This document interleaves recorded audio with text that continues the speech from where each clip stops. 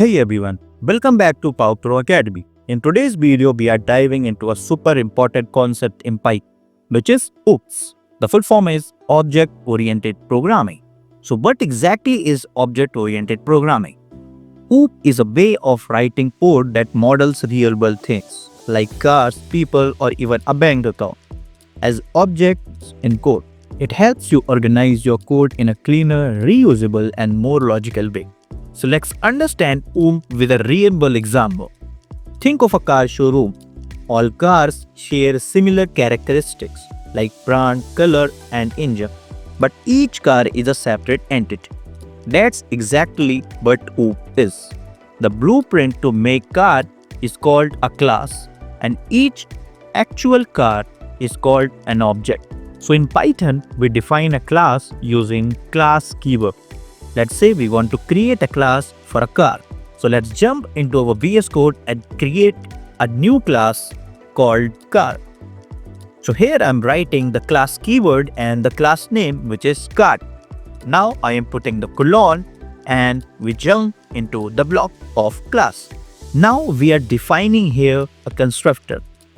So first of all, let's define a constructor and I will let you know what a constructor is. So I am writing tab underscore init underscore and I am passing some argument there self, brand, color. So inside this function or the constructor, I am assigning self.brand equals to brand and self.color equals to color. Now, what is that? So here underscore init underscore is a special method in Python called the constructor. The constructor automatically runs when we create a new object, and in the constructor we have passed the brand and color and assign them to the object using set.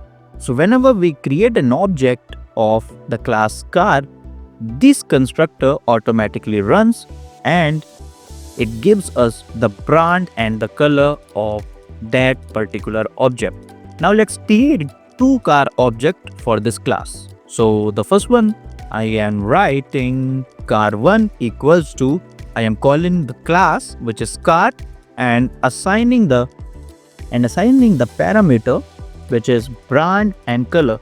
So I am writing here car, the brand name is Toyota and the color is red. And now I am creating the another object which is car2 and I am assigning here car Tesla and the color was black. So car1 is a red Toyota and car2 is a black Tesla.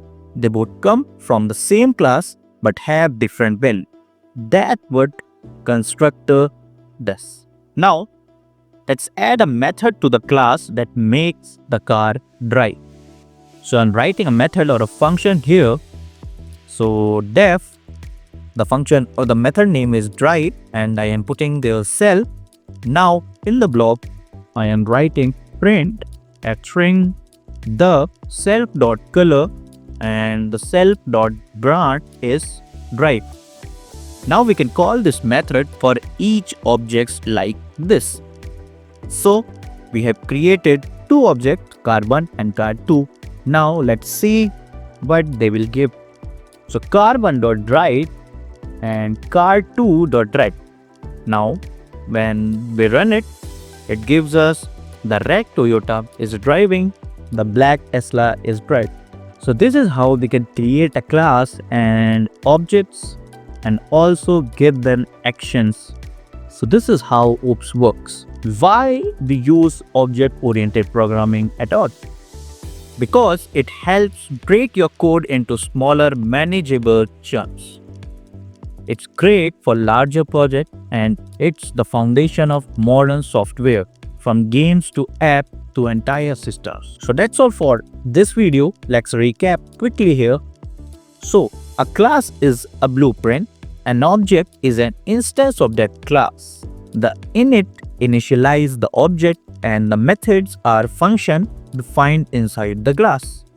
And that wraps up our beginner-friendly intro to object-oriented programming in Python. In the next video, we will dive deeper into advanced concepts like inheritance, polymorphism, abstraction, encapsulation, and so many more. So don't miss it. Hit the like button if this helped you. Drop your question in the comment below. Join our WhatsApp community. Link in the description. Visit our website. And of course, make sure to subscribe so you don't miss the next lesson. We will see each other in the next video. Till then, keep coding, keep learning.